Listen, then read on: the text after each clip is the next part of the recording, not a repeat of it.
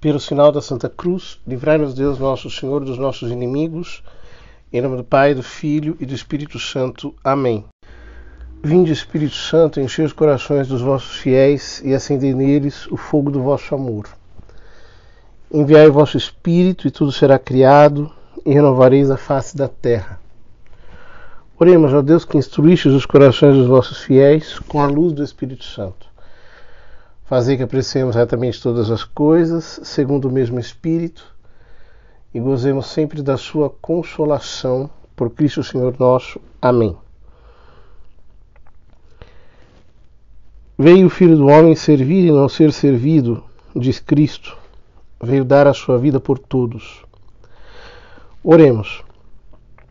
Ó Deus, conservai constantemente na vossa família na prática das boas obras, e assim como nos confortais agora com os vossos auxílios, conduzi-nos aos bens eternos.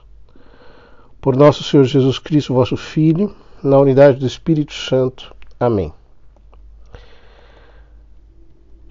Estamos meditando sobre o pecado e as suas penas. E temos meditado nesses dias sobre a pena do pecado dos anjos, a pena do pecado de Adão. E agora nós queremos concentrar os nossos olhos sobre nosso Senhor Jesus Cristo.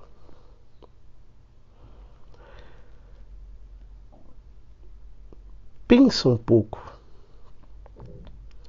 no castigo que a divina justiça lançou sobre Jesus Cristo para nos salvar.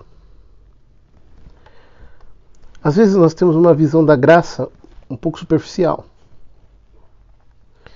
Nós pensamos que a graça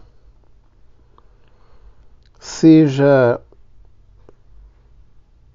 simplesmente um presente, um dom, mas nós não entendemos que ela é um presente e um dom para nós, mas ela custou caro.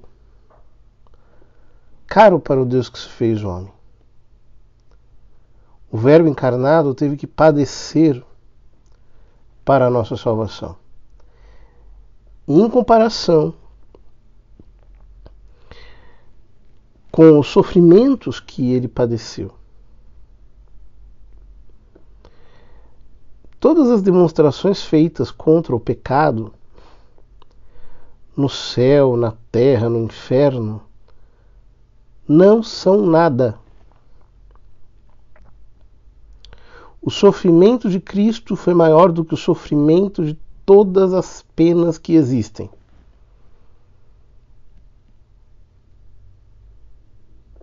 E nós conseguimos perceber isso olhando quem ele é,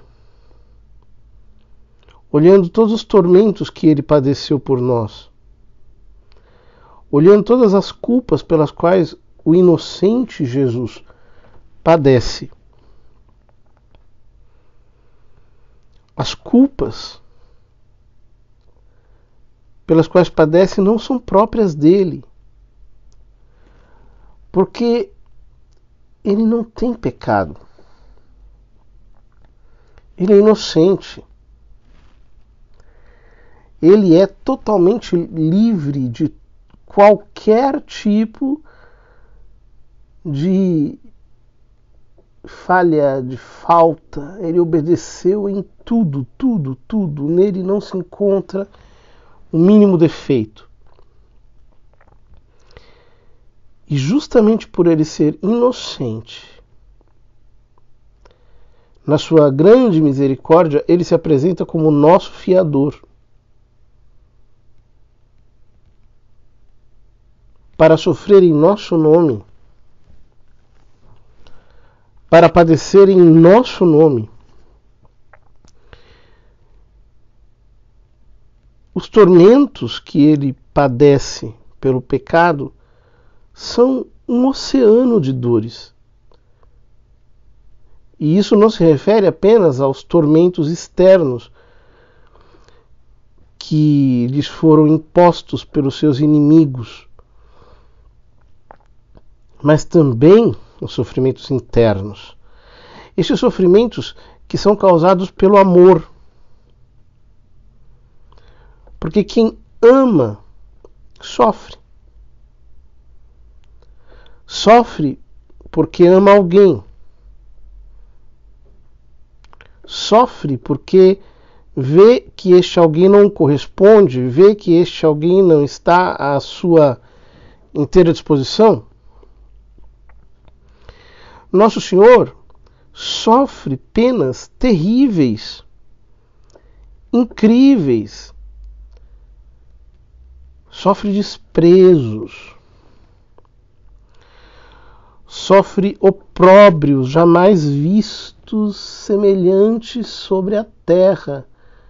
Ele sofre tudo isso por causa do nosso pecado.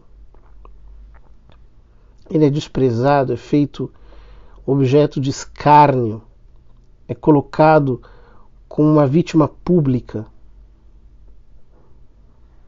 como um justiçado pelo ódio das pessoas, é exposto no alto de uma cruz, mas é feito objeto de total desprezo.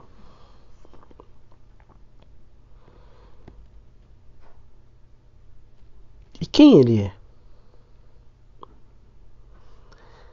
Ele é o homem-Deus.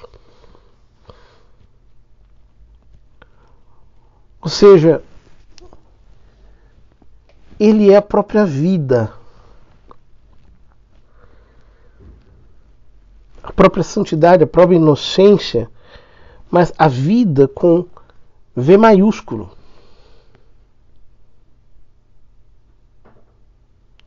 Portanto, a menor ferida que se fizesse no corpo dele deveria ser considerada como a maior de todas as penas, de todos os condenados, de todos os males das criaturas, porque ele é um Deus feito homem.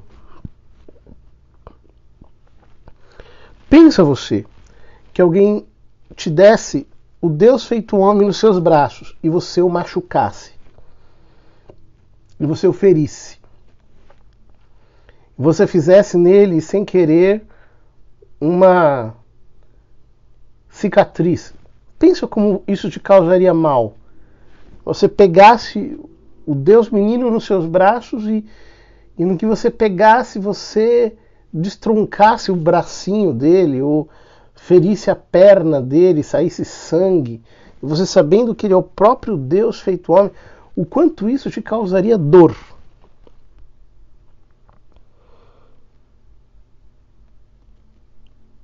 Mas não fazem isso com Cristo, fazem algo muito pior.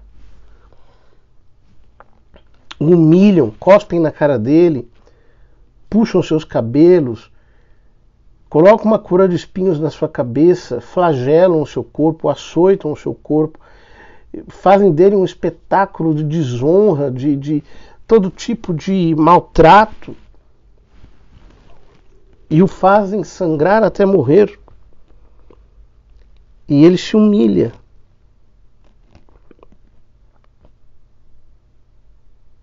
Ele se humilha por nós.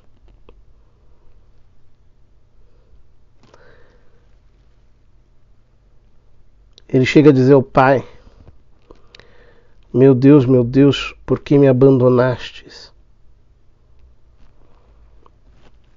Como que deixando sair pela sua voz a repugnância. A repugnância que a vida sente da morte. A repugnância que a morte, aquele tipo de sofrimento, causa à vida mesma. A vida que é Deus. Que dilaceramento interno tão profundo, que desconjuntamento na alma tão imenso.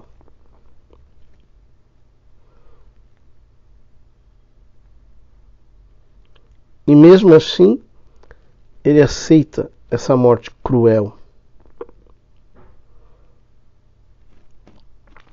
Se ele tivesse derramado uma gotinha do seu sangue, aquilo já teria um valor infinito, porque ele é o Deus feito homem. Talvez até uma gota do seu suor já seria suficiente para nos redimir. No entanto, ele escolhe derramar o seu sangue inteiro para satisfazer a divina justiça que foi ultrajada pelo nosso pecado. Ou seja, como a justiça divina foi e é continuamente ofendida por nós, é desmerecida por nós, é contrariada por nós, como nós nos opomos à justiça divina de uma maneira tão pertinaz, ele quis. Nosso Senhor quis derramar até a última gota do seu preciosíssimo sangue para reparar o dano do pecado, para honrar a Deus e a sua justiça, a fim de que a justiça fosse realmente feita através do sacrifício dele. Aquilo que ele poderia ter resolvido com uma única lágrima, ele resolve satisfazer com um oceano de dores, um dilúvio de sofrimento.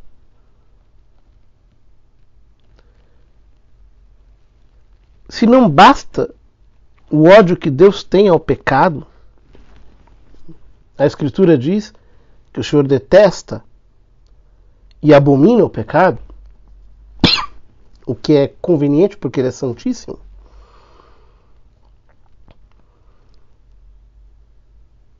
Toda esta ira recai sobre a sacrossanta humanidade de Nosso Senhor, para nos fazer conhecer a malignidade do pecado. Ou seja, se a gente não percebe isso, só pode ser por dois motivos. Ou por falta de meditação, então nós não meditamos e essas coisas ficam assim, meio que soltas, e nós não conseguimos compreender, ou falta de fé. E aí, se for falta de fé, nós temos que nos prostrar e pedir a Deus que aumente a nossa fé, que aumente o nosso sentido sobrenatural, para que nós percebamos do que se trata.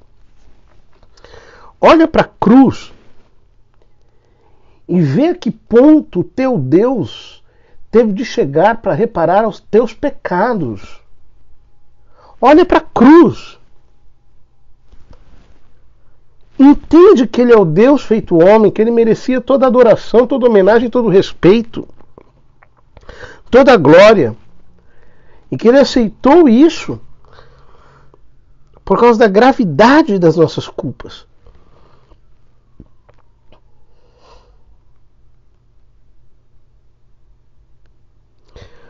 Ou seja, será possível que a gente considere como bem,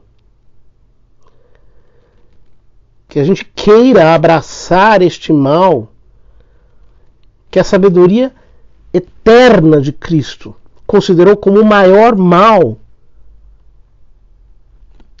e tão absoluto que ele quis perder a sua vida divina em um abismo de penas e opróbrios. Ele quis dar a sua vida, o seu sofrimento.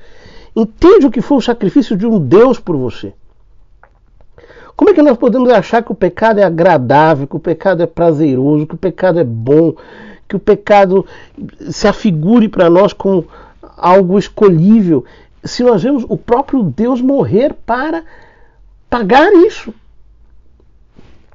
para redimir isso? Ele preferiu sofrer, ele preferiu padecer, preferiu até o fim. Meu Deus, eu preciso me pasmar com a minha cegueira, que me faz fazer tão pouco caso das chagas de Cristo.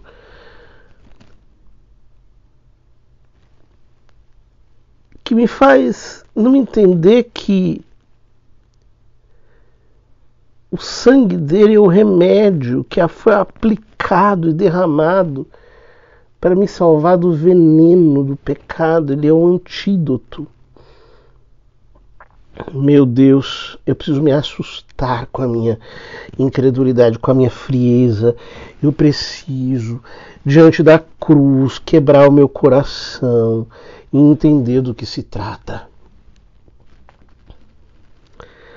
Concede-me a graça, Senhor, de entender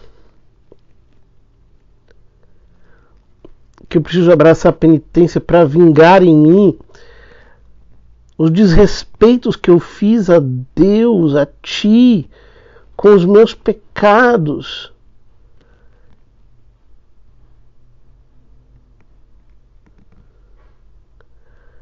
Eu preciso me sentir constrangido por fazer com que o meu corpo seja um traidor da majestade divina que Tu tens. Perdão por transformar o meu corpo tantas vezes num instrumento de pecado. Perdão por usar a minha alma como arma contra Vós.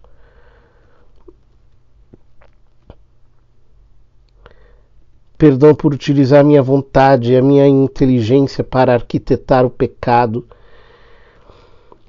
Perdão. Eu preciso me converter. Senhor, eu Te ofereço o meu coração. Eu entrego o meu coração a Vós, meu Jesus crucificado, a Vossa Mãe Santíssima, a Virgem Dolorosa, para que este monstro do pecado que vos fez padecer tanto não entre mais em minha alma. Concedei-me a graça de não reincidir no pecado. Eu preciso ter desejo de salvar a minha alma. Eu preciso querer, acima de tudo, colocar todos os meios possíveis para não ser frouxo, para colocar todos os meios, especialmente a oração, a recepção piedosa dos sacramentos. Quantas vezes eu coloquei em perigo a minha salvação eterna por não ter colocado em consideração estas verdades tão extraordinárias. Concedei-me, Senhor, a graça de retirar todos os impedimentos que me desviam da minha salvação. Vós sois bom e infinitamente digno de ser amado acima de todas as coisas. Eu quero emendar os erros que eu cometi. Eu quero reconhecer as minhas faltas.